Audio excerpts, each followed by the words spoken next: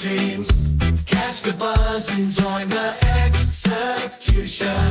Marketing combo.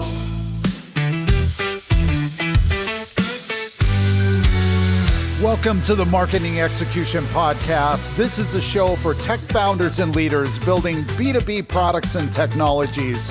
We show you how to go further, faster to get the business results you need. From strategies to big exec dreams. Catch the buzz and join the execution. Marketing combo. I have seen many tech companies hit a growth ceiling after achieving product market fit, yet understanding when and how to expand after PMF is the secret to unlocking new revenue streams. Today, we will explore how tech companies can effectively use the Adjacency Matrix to identify growth opportunities that align with their existing strengths. You will learn a proven framework for scaling after product market fit, including how to assess market saturation, diversify offerings, and prioritize initiatives with the highest potential ROI. Subscribe to the Marketing Execution Podcast for insights on navigating growth challenges with confidence. Drawing from my experience scaling startups to over $500 million in revenue, we will uncover actionable strategies that deliver measurable results. Now join Tim and Lisa as we dive into today's topic. All right. Glad to be back for another deep dive. You ever get that feeling, when your business is really humming, like you've nailed the whole product market fit thing, customers are happy, things are good. But then it's like, okay, what's next? Do we stick with what's working, or is it time to level up, aim for those bigger goals, new horizons? That's what we're digging into today. And that's a question that almost every successful business hits at some point, right? It's that classic dilemma. It's not just about growing for the sake of growing. It's about being strategic, making the moves that build on what you've already achieved. Totally. And that's where this adjacency matrix comes in. We're going to break that down today, pulling from this workshop by Jason Cohen, who gets into the nitty-gritty of using this tool to make those tough expansion decisions. He even uses WP Engine as an example, which I always appreciate. Seeing how it works in the real world, And what's interesting about the adjacency matrix is, it's about minimizing risk, but it's more than that. It's about finding those expansion paths that are almost like quick wins because they build on what you're already good at. You're not starting from scratch. Right. Instead of getting pulled in a million directions, chasing every shiny new opportunity, this matrix helps you see which paths make the most sense. The ones that build on that momentum you've already created. I'm liking this already. It's a good way to look at it. But to really understand how it works, got to start with the why.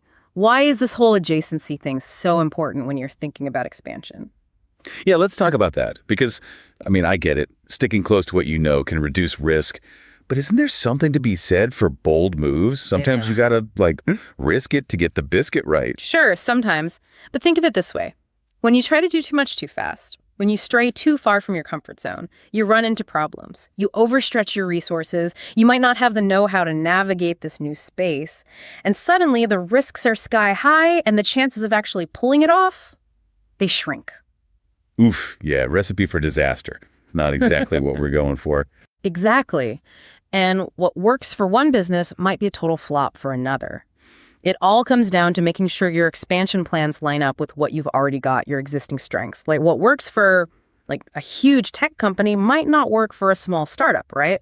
That's where the adjacency matrix comes in handy. It's not a one-size-fits-all thing. It helps you make smarter choices based on where your business is at. Okay, so adjacent in this context means sticking close to home, playing to our strengths, not going too far afield. But we're not just randomly picking something close. This matrix thing is the key. How do we actually go about building one of these? It's actually simpler than you might think. You start by just listing out all the main functions of your business. So that's things like your marketing, your sales, your customer service, product development, engineering, could even be your business model itself. Really anything that's a core part of how you operate. Don't be afraid to adjust that list to really match how your specific business is set up. Got it. Lay out the pieces, the things that keep the lights on and the customers happy. Then what? Then you got to brainstorm. Think about all those tempting expansion ideas, the ones that have been kind of floating around in your head. Is it going after a whole new customer segment? Is it launching a different type of product? Or maybe it's expanding into a new geographic market. Write it all down. No idea is too crazy at this point. I like it. No judgment, just pure brainstorming. Yeah. So we've got our core functions listed out. We've got this big old list of expansion ideas, some kind of crazy, some maybe not so much. This is where the matrix part comes in, right? Now we got to connect the dots. And the matrix part, it's just a visual to help you see this. So imagine like a simple grid, right? You've got your business functions, those are across the top, your expansion ideas going down the side. And each box in that grid, that's what we're going to call out the potential impact of that specific expansion idea on that specific business function. I'm starting to see it. So let's say we're thinking about going after a whole new type of customer. We'd be looking at how that impacts our marketing. Does it change how we do sales? What about our customer support? That kind of thing. You got it. And that's where the adjacency part really comes into play. For each of those interceptions, those boxes on your matrix, you're going to assign a rating. How much change is needed? Okay, so what's the rating scale here? We like to keep it simple. We got 3 levels. First, you've got trivial changes. That means it's really no big deal, a few tweaks here and there, but your existing processes, your existing teams, they can handle it. Trivial, I like it. What's next? Next up, adjustments. So this means it's going to take some effort. Maybe you got to do some retraining or shift some resources around. But the important thing is it's still doable within your existing structure. You don't need to blow everything up, you know? Makes sense.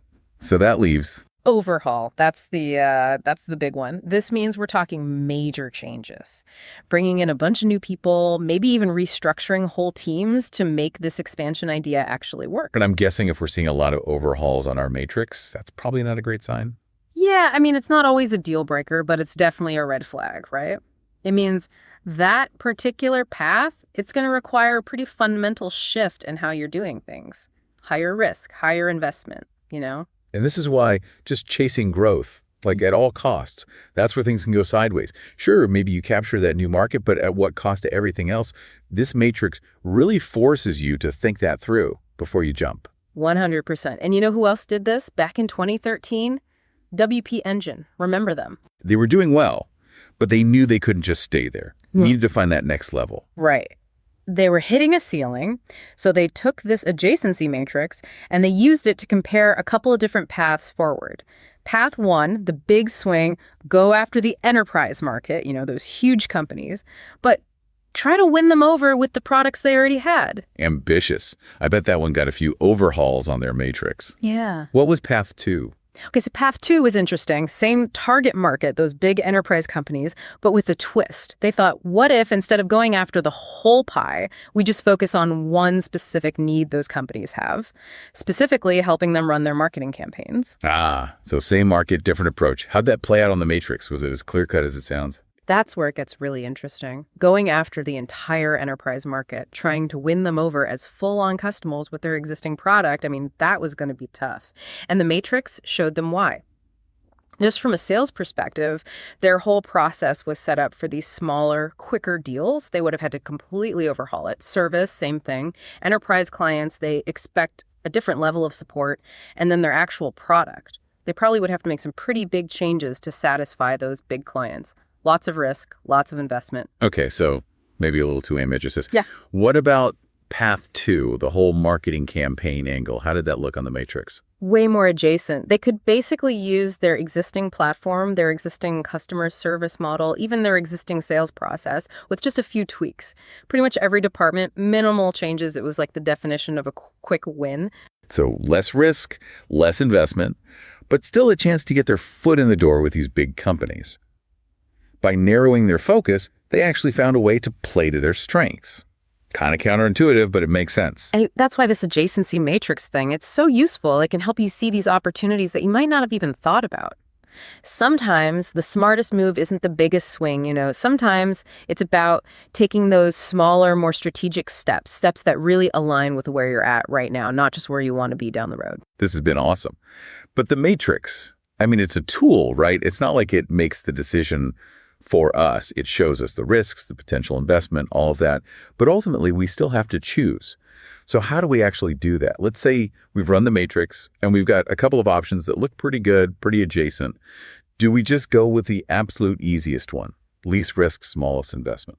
That's where you got to use your judgment. Remember, the matrix, it's a tool to help us make a decision. It's not going to make the decision for us. So We got to weigh what the matrix is telling us against, like our appetite for risk, what's our gut telling us, and just as importantly, what's the potential upside?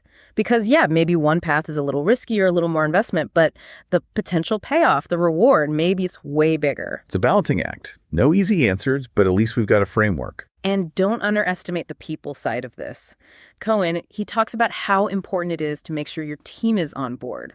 If everyone understands the why behind the strategy, why you're choosing to expand in a certain way, they're going to be way more bought in, even if it means some changes, some growing pains. So true. Well, I think we've covered a ton of ground today. We talked about why expanding strategically is so important, how finding those adjacent opportunities can be a real game changer, and how this adjacency matrix can help make sure you're focusing on the right things at the right time. Plus, we got to see it in action with WP Engine, how they actually use this stuff to make a smart decision about their own growth. And I think the biggest takeaway is this. It's not just about avoiding risk. It's about finding those opportunities that really fit, that line up with your business where it's at right now. Love that. And to everyone listening, I challenge you to think about your own business. What are you really good at? Because those strengths, those areas where you excel, that just might be the key to unlocking that next stage of growth. And if you want to go even deeper on this whole adjacency matrix thing, I definitely recommend checking out Jason Cohen's article. He goes into even more detail, more examples. It's definitely worth a read. Until next time, keep exploring, keep innovating, and we'll see you on the next deep dive.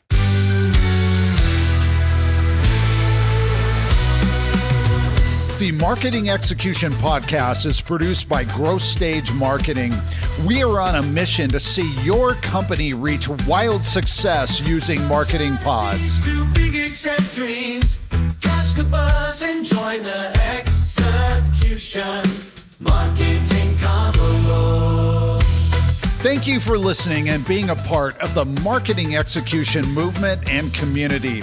To learn how growth stage marketing clients reach more buyers and drive business impact, go to growthstage.marketing. That's growthstage.marketing.